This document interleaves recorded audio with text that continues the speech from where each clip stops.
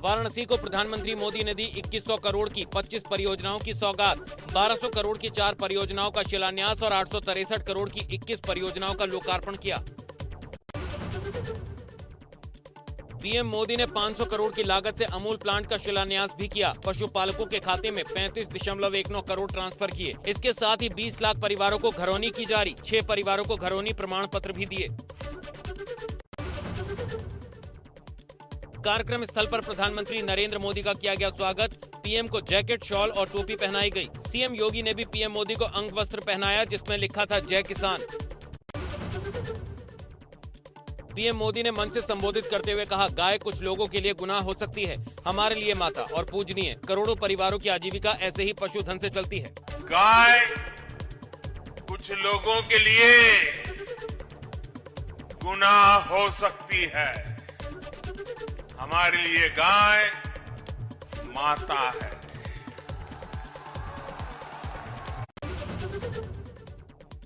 PM ने कहा, रोजगार का बहुत बड़ा माध्यम है डेयरी सेक्टर। पिछली सरकारों ने इस सेक्टर पर नहीं दिया ध्यान। हमने डेयरी सेक्टर के इंफ्रास्ट्रक्चर के लिए हजारों करोड़ रुपए का विशेष फंड बनाया। हमने कामधेनु आयोग का गठन किया।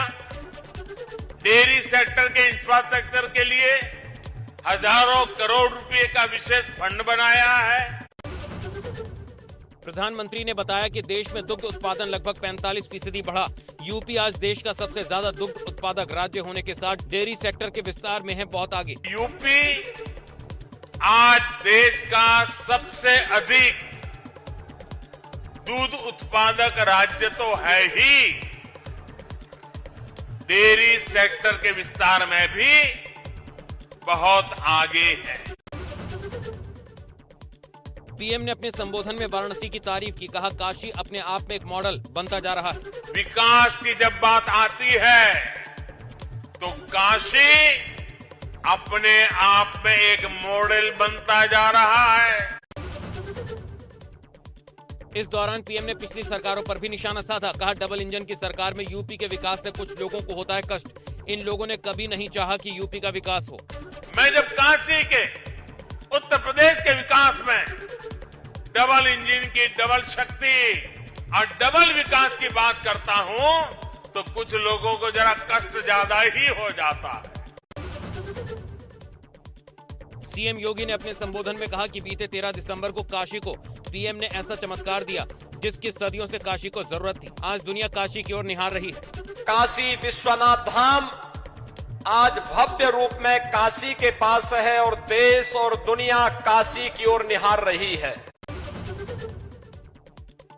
दिल्ली मेरठ की दूरी हो गई कम। केंद्रीय मंत्री नितिन गडकरी ने दिल्ली मेरठ एक्सप्रेसवे का किया उद्घाटन। उद्घाटन के साथ ही राष्ट्रीय राजमार्ग परियोजनाओं का शिलान्यास भी किया। अयोध्या भूमि खरीद मामले पर प्रियंका गांधी ने की प्रेस कॉन्फ्रेंस। कहा, लोगों की आस्था पर पहुंचाई जा रही है चोट। गरीबों के चंदे का किया गया घोटाला। पूरे देश ने, देश के तकरीबन हर घर ने, गरीब परिवारों ने, महिलाओं ने जो बचत की थी उसमें से भी सबने चंदा दी है इस ट्रस्ट के लिए। और एक अभियान भी चलाया गया था चंदा इकट्ठा करने के लिए। घर घर गए, चंदा इकट्ठा किया। ये सबकी आस्था है और इस पर आज चोट पहुंचाई जा रही है। प्रियंका गांधी ने कहा, दलितों की जमीन जो खरीदी नहीं जा सकती है वो खरीदी। कम दाम वाली जमीन ज्यादा दाम में खरीदी गई। राम मंदिर के चंदे का गलत इस्तेमाल हुआ। कुछ जमीनें जो कम दाम की थी इस तरह से बेची गई कि ट्रस्ट को बहुत ज्यादा पैसों के लिए बेची गई। इसका मतलब है कि जो चंदा का पैसा है उसके साथ घोटाला किया गया है, भ्रष्टाचार किया गया है। इसमें एक उदाहरण है जिससे ये बहुत स्पष्ट तरह से सामने आती है ये बात। प्रेस कॉन्फ्रेंस में कांग्रेस महासचिव ने कहा, राम मंदिर ट्रस्ट को हाईकोर्ट के आदेश पर बनाया गया था, इसलिए मामले की जांच भी हाईकोर्ट के स्तर से होनी चाहिए। राम मंदिर ट्रस्ट को उच्च न्यायालय के आदेश के आधार पर बनाया गया, तो ये जांच भी उच्च न्यायालय द्वारा होनी चाहिए, क्योंकि जिला अधिकारी के स्तर का इंसान मेयर को नहीं जांच सकता। लखनऊ में बसपा सुप्रीमो मायावती ने प्रेस कॉन्फ्रेंस कर कहा, यूपी की जनता बसपा को ही सत्ता में लाना चाहती है, इस बार बसपा ही सत्ता में आने वाली है। बीएसपी सरकार की रही जनहितैषी नीतियों के बारे में भी पार्टी को प्रदेश की जनता को जरूर बताना है, ताकि यहाँ फिर से सन 2007 की तरह ही पुनः अपनी पूर्ण बहुमत की सर्वजन हिताय व सर्वजन सुखाय की नीतियों पर आधारित सरकार बन सके। 300 से ज्यादा सीटें जीतने के दावे को लेकर भाजपा पर मायावती का निशाना, कहा भाजपा थोक में केंद्रीय नेताओं को भेज रही है यूपी। ये पार्टी अपने केंद्रीय नेताओं व केंद्र सरकार के वरिष्ठ मंत्रियों को भी अब यहाँ थोक में नहीं भेजती। इनके साथ साथ यूपी सरकार के मुख्यमंत्री एवं मंत्रियों व पार्टी के वरिष्ठ नेताओं को भी एक एक जिले में फिर कई बार नहीं जाना पड़ता। फोन टैपिंग के मामले पर बोलते हुए मायावती ने कहा, केंद्र में जो पावर में होता है उस पर ये आरोप विरोधी पार्टी लगाती है। कांग्रेस भाजपा दोनों यही काम करती हैं। जब सेंटर में कांग्रेस पावर में होती है तो कांग्रेस यही काम करती है। अब बीजेपी सेंटर में पावर में, अब बीजेपी भी यही काम कर रही है। तो जब कांग्रेस पावर में होती है तो फिर बीजेपी यही आरोप लगाती है, और जब बीजेपी है तो अब दूसरी पार्टी, अब कहाँ तक सच्चाई है ये तो मैं नहीं कह सकती हूँ। वोटर आईडी कार्ड को आधार कार्ड के साथ जोड़ने वाले बिल को लेकर मायावती ने कहा, बसपा इस बिल से सहमत नहीं, जल्दबाजी में पास किया गया बिल, संसद में होनी चाहिए थी बहस। ये बहुत महत्वपूर्ण मामला है और इसको जल्दबाजी में पार्लियामेंट से ये पास कराना मैं समझती हूँ ये ठीक नहीं है। इसके ऊपर पार्लियामेंट में पास कराने से पहले या इसको बिल को पास कराने से पहले सेंट्रल गवर्नमेंट की जिम्मेवारी बनती थी कि लोकसभा और राज्यसभा में इस पर खुली पहले बहस होनी चाहिए थी।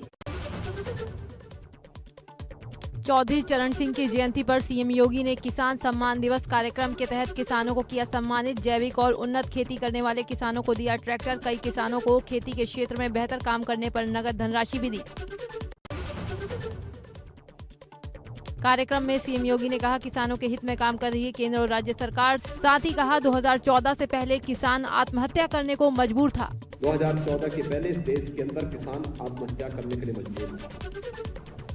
बड़े पैमाने पर लाखों की संख्या में किसानों ने आत्महत्या की, लेकिन 2014 के बाद किसान हितैषी नीतियों को लागू करने के बाद आज परिणाम सबके सामने है।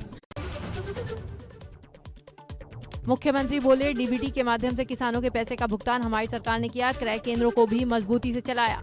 पिछले 4.5 वर्ष के अंदर 203.26 लाख मीट्रिक टन धान का क्रय सीधे किसानों से करके एमएसपी का लाभ डीबीटी के माध्यम से उसके अकाउंट में देने का कार्य किया।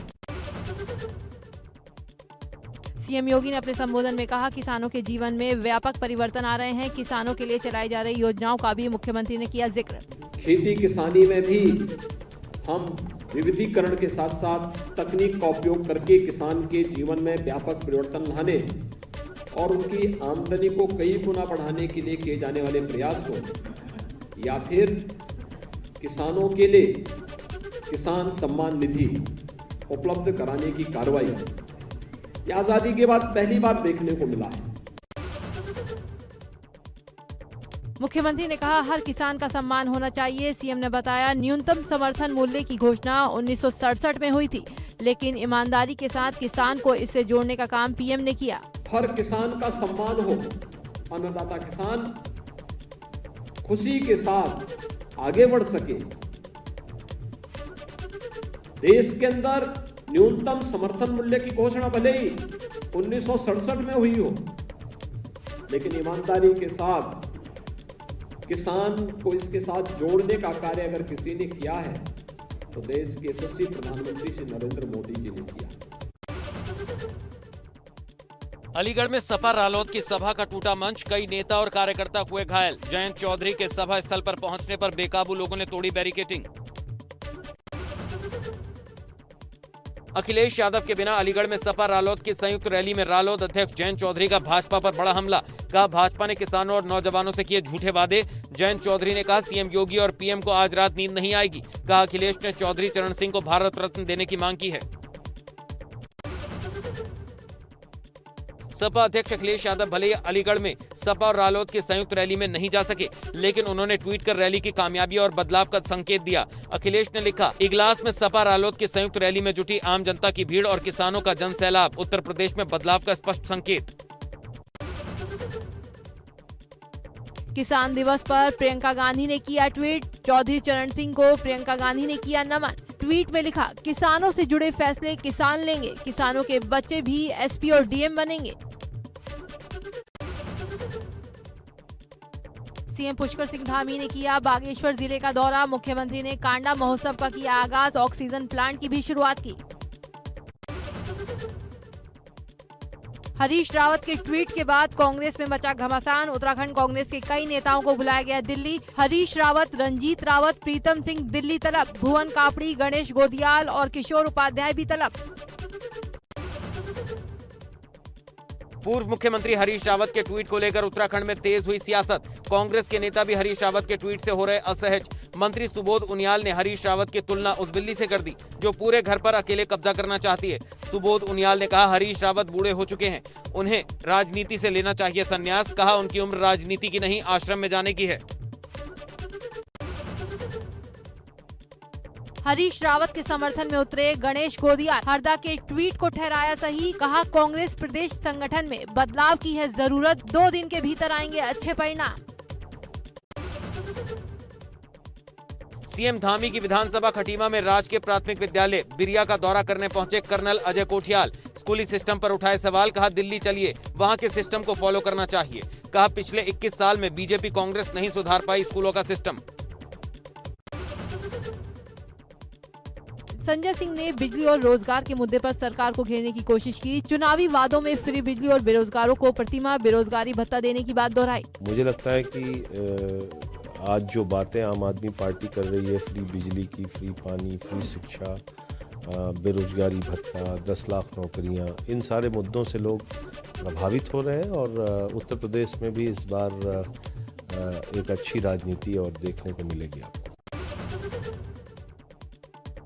अब यूपी में भी शुरू होगा ड्रोन का निर्माण। सीएम योगी ने दिए ड्रोन निर्माण इकाई लगाने के निर्देश। आईटीआई संस्थानों में डिप्लोमा और सर्टिफिकेट कोर्स भी शुरू होंगे। ड्रोन तकनीक के प्रशिक्षण की दी जाएगी जानकारी। गाजियाबाद के मसूरी थाना क्षेत्र में ढबारसी में 2 पक्षों में आपसी रंजिश में मारपीट। करीब 10 राउंड हुई फायरिंग। मौजूदा प्रधान और पूर्व प्रधान के बीच हुआ था विवाद। फायरिंग और पथराव की घटना का वीडियो वायरल। कौशाम्बी में कोरोना का खौफ भूले लोग, बाजारों में बगैर मास्क के ही घूम रहे हैं लोग। सोशल डिस्टेंसिंग का भी नहीं कर रहे पालन।